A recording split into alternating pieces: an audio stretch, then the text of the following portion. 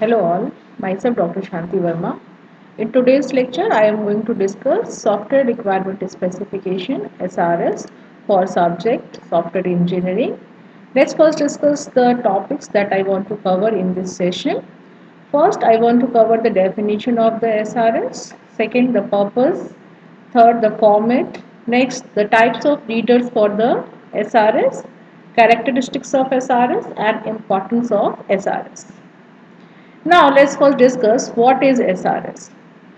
Basically, SRS is an official statement of what the system developer should want to implement. SRS is a complete description of the behavior of the system to be developed. It includes both a definition of the user requirements and a specification of the system requirements. It fully describes what the software will do and how it will expect it to perform. Now, what is the purpose of creating the SRS?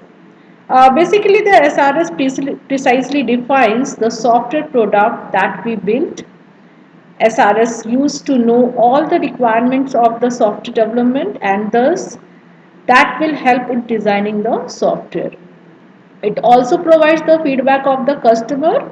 On the basis of the feedback of the customer, it is very useful for the developed software on the basis of the customer requirements. Now let's discuss the format of SRS. In the format of SRS, first point is the introduction. In the introduction part, you have to include first the purpose of the project, next the conventions you are used in your documentations, the scope of your project and the various types of references and bibliographies used in your project.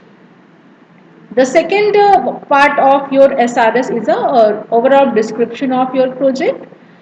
This includes the product perspectives, various types of functions that used in your product, the classes and the characteristics of the classes, various types of the operating environments, designing and the implementation constraints that you want to use in your project, the documentations provided by the users, and the assumptions and the dependencies that are in your project. The next is external interface requirements. It includes the various types of the interfaces requirements like user interfaces, software interfaces, hardware interfaces, and communication interfaces. For designing an SRS, there is a communication meeting between the developer and the customer.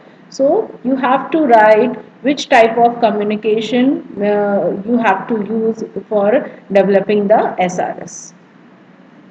The next point in the SRS format is system features. So you have to write what are the different features that you want to include in your project. There are n number of features you can write in your SRS. The next point is non-functional requirements of a system.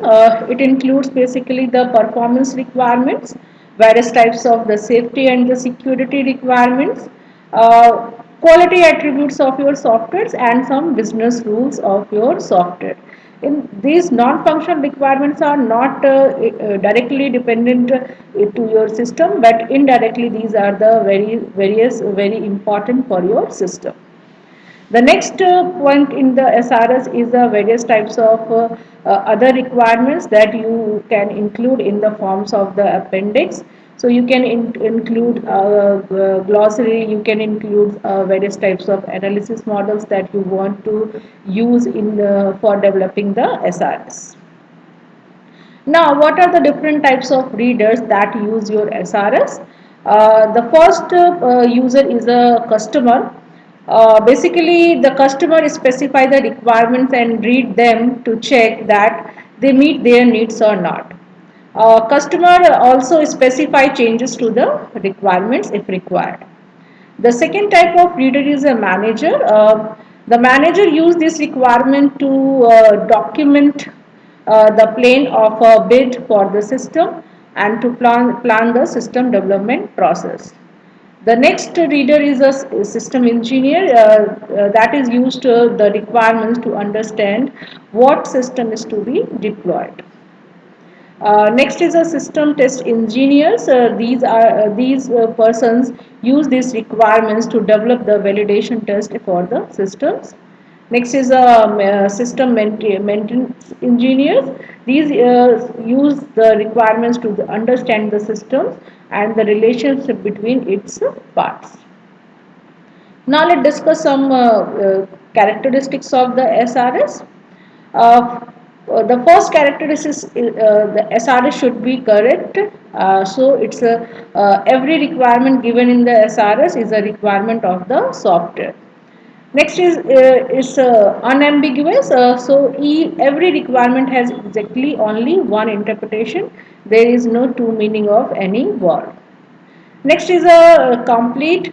It includes all functional, non-functional requirements, definition of the response of the software to all the inputs. SRS should be consistent. Ranked importance means you have to identify which requirements are essential and which requirements are only desirable. Next is a verifiable. A requirement is a verifiable if and only if there exists some finite cost effective process with which a person or a machine can check that the software meets the requirement. So you have to check if the requirements are verifiable or not. Next is a modifiable. SRS must be structured to permit the effective modification if needed. So you have to write SRS in a way that it is don't be redundant, and you have to keep the requirements separate. Next is a traceable. The origin of each requirement is clear. So if there is any problem, you have to identify what the real problem is. Next, let's discuss some benefits of the Great SRS. According to the IEEE standards, defines the benefits of the good SRS. It establishes the basis of the agreement between the customers and the suppliers on what the software product is to be. It reduce the development effort, provide a basis for the estimating cost and schedules of a project, provide a baseline for validation and the verification. It also serves as a basis for the enhancement. In this lecture, we discuss what is SRS, what are the different format of the SRS, and what are the some characteristics of the SRS. These are the questions for your assignment. For more learning, you can refer these references. Thank you.